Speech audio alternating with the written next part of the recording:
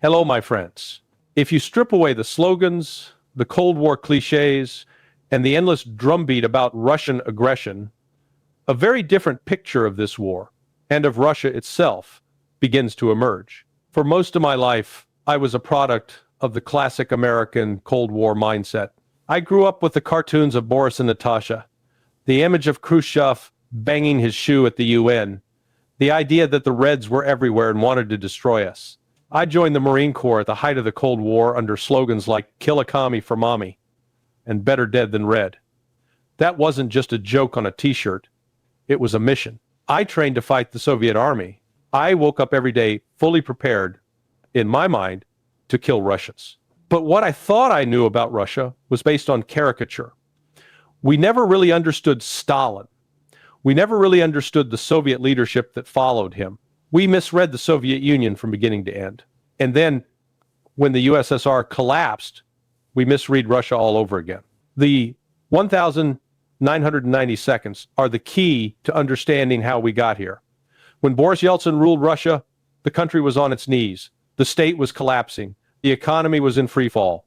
The West cheered because a weakened, pliant Russia suited Washington and its allies just fine. Western advisors poured in not to build a healthy democracy, but to oversee a chaotic privatization that allowed oligarchs to pillage national assets while ordinary Russians sank into poverty and despair. American officials weren't passive observers. They backed Yeltsin even when he sent tanks to fire on his own parliament in October 1993 because the deputies wouldn't do what he wanted. In 1996, when Yeltsin was deeply unpopular and facing defeat, Western political operatives and money helped engineer his re-election. We love to talk about Russian interference in our elections, but we rarely confront the fact that we openly interfered in theirs. By 1999, Russia was barely holding together. The Russian Federation we take for granted today was not guaranteed to survive. Many in Western policymaking circles were quite comfortable with the idea of a Russia so weak that it would never again be a serious actor on the world stage. That was the real objective. Not partnership, but permanent subordination. Then Vladimir Putin came to power. Putin was not, in his own mind, trying to build some neo-imperial monster to threaten the world. His project was to rebuild a functioning Russian state from the ruins, restore basic order, pay pensions and salaries on time, and give Russians back a sense of self-respect. He loved Russia. For him, make Russia great again did not mean conquest. It meant survival and dignity after humiliation. This is precisely what enraged a certain class of Western elites. They had grown accustomed to a Russia that bent the knee, that accepted lectures, that watched silently, while Western capital and Western advisors set the rules. When Russia started to stand up, when it began to act like a sovereign country with its own interests, these people declared it a threat. Many of the names are familiar: Fiona Hill, Michael McFaul, Victoria Nuland, the Kagans, and a long list of pundits and policymakers who treat any assertion of Russian sovereignty as an act of aggression. Their narrative is simple and endlessly repeated. Russia is by nature dangerous, revisionist, deceitful, and expansionist. NATO expansion is defensive. Russian reactions are proof of guilt. Western interventions are promoting democracy. Russian pushback is authoritarianism. But when you look at the record, especially from the Russian side, a very different pattern appears. Time and again, Russia has tried to engage as a partner, or at least as a rational counterpart, and time and again, those overtures have been twisted or rejected. After 9/11, Putin was one of the first world leaders to offer condolences and support. There were candlelight vigils in places like Tehran, and Russia went further by offering practical cooperation against terrorism. When the Tsarnaev brothers, connected to the Caucasus, later carried out the Boston Marathon bombing, Russian intelligence had already tried to warn the United States. Russian officials said quite plainly, "We know these people, we know the networks they move in, let us help you." And the Russians even brought their top counterintelligence specialists from the Caucasus to work directly with the FBI. He sat with American officers, shared files, and passed on detailed intelligence about potential threats. That intelligence was not acted upon in time. When the bombing happened, the U.S. government was embarrassed to admit how much it had been told in advance. The story did not stop there. Instead of saying, we clearly need to deepen this cooperation, parts of the American security establishment did what they always do. They tried to recruit the Russian officer. For them, the idea of a Russian partner is secondary to the instinct to control and own every asset. The recruitment attempt blew up publicly. The Russian officer exposed the operation, and the American operative was arrested in a now famous incident involving a wig and a bag of cash. The net effect was to poison trust. Where there had been an opportunity for serious intelligence partnership, there was now bitterness. The same pattern of mistrust and unilateralism shows up in arms control. Take the INF Treaty, the landmark agreement that eliminated an entire class of intermediate-range missiles in Europe. That got us later. US officials accused Russia of violating the treaty with the 9 M729 missile. Russia responded by offering an unprecedented level of transparency. Here is the missile. Here are the technical details. Come inspect it. Let us resolve this. The response from Washington was essentially, no thanks. We've already decided you're guilty. The United States withdrew from the treaty. Once that happened, Russia developed and deployed new intermediate-range systems with capabilities the U.S. could not match immediately. The situation became more dangerous, not less. But if you follow the chain, Russia didn't scrap the treaty first. The United States did. It was similar with the anti-ballistic missile, ABM treaty. That agreement had been a cornerstone of strategic stability, preventing either side from building large missile defense systems that could tempt them to think they might win a nuclear war. The United States walked away from it. New START, the last major remaining arms control treaty, is now hanging by a thread. And the Russians no longer trust American negotiators after so many withdrawals and accusations made without serious dialogue. From Moscow's point of view, the pattern is clear. When treaties constrain American ambitions, Washington abandons them and blames Russia. When Russia proposes transparency or moratoria, it is ignored or dismissed. Overlay this with official U.S. policy. Washington has spoken openly of seeking the strategic defeat of Russia. What does that actually mean in practice? It means using sanctions, financial warfare, and political operations to engineer a deep economic collapse in Russia, to generate mass unemployment, shortages, unrest, and riots, and ultimately to destabilize or replace the Russian government. If another state adopted and implemented such a policy toward the United States, openly working to wreck the U.S. economy, fund unrest in American cities, and bring down the U.S. constitutional system, Americans would rightly see that as an act of war. Yet when Russia objects to this kind of declared hostility, we are told that Russia is being paranoid, aggressive, or stuck in the past. And then there is NATO. In 1962, the United States almost went to nuclear war over Soviet missiles in Cuba. Those missiles were roughly 90 miles from Florida. The logic was straightforward.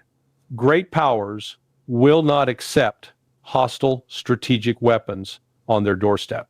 Yet when Russia says it cannot accept Ukraine as a NATO forward base on its border with potential missiles a short flight from Moscow, the dominant Western narrative refuses to acknowledge the parallel. The Cuban Missile Crisis is taught in American schools as a moment when U.S. leaders bravely defended national security. Russia, making similar arguments, is framed as irrational aggression. Behind this discrepancy lies money and power. Eisenhower warned more than 60 years ago about the military-industrial complex.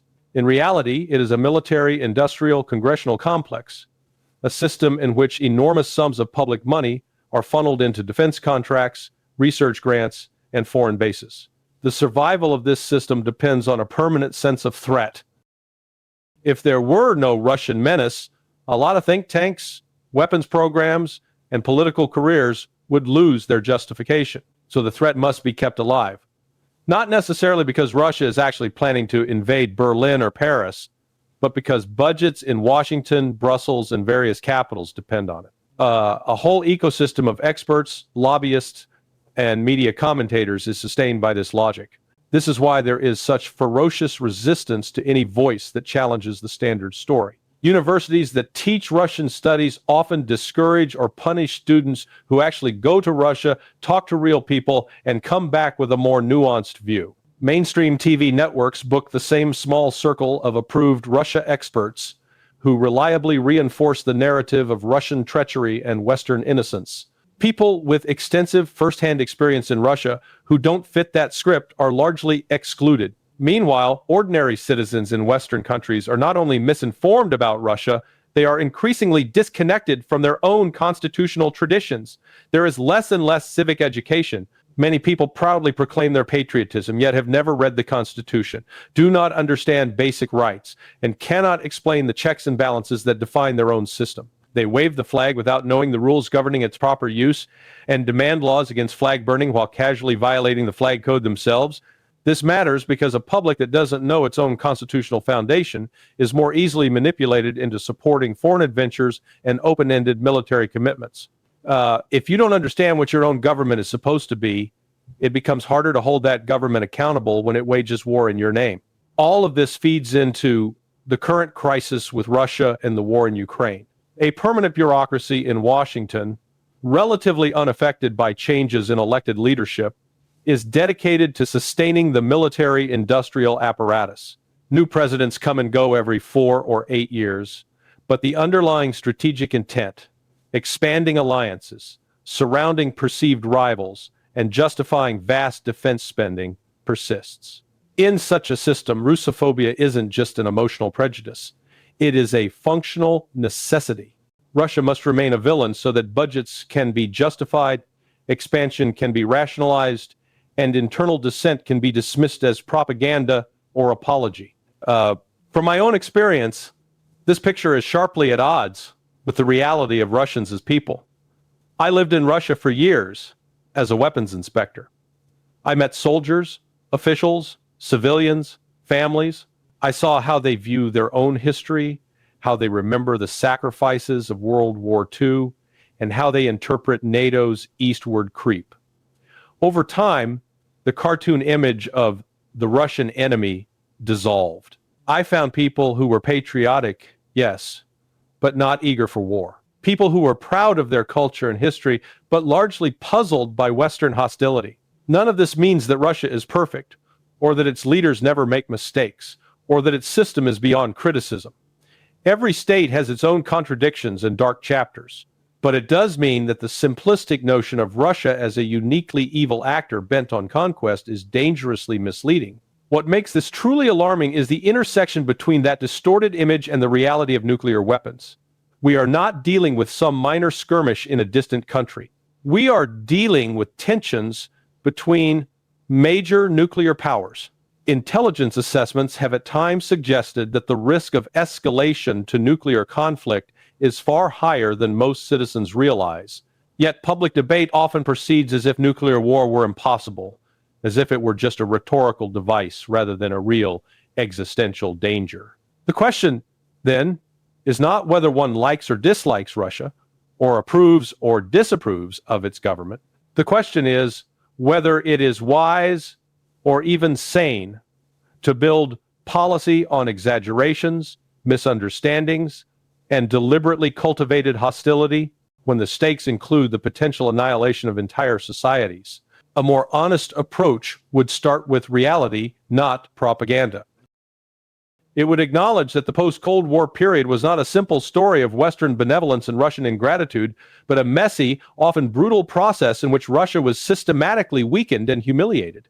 It would recognize that Russia's objections to NATO expansion and hostile military infrastructure on its borders are not incomprehensible whims, but predictable security concerns, the same concerns the United States invoked during the Cuban Missile Crisis. It would also confront the fact that while Western officials often accuse Russia of violating treaties and norms, the record of unilateral withdrawals and broken promises on the Western side is long and undeniable. Trust has been eroded, and that erosion did not happen in a vacuum. Most of all, a serious approach would insist that before we slide any further down the path toward a direct confrontation, people should at least understand the other side's perspective. Not necessarily agree with it, not accept it uncritically, but hear it in full, without filters.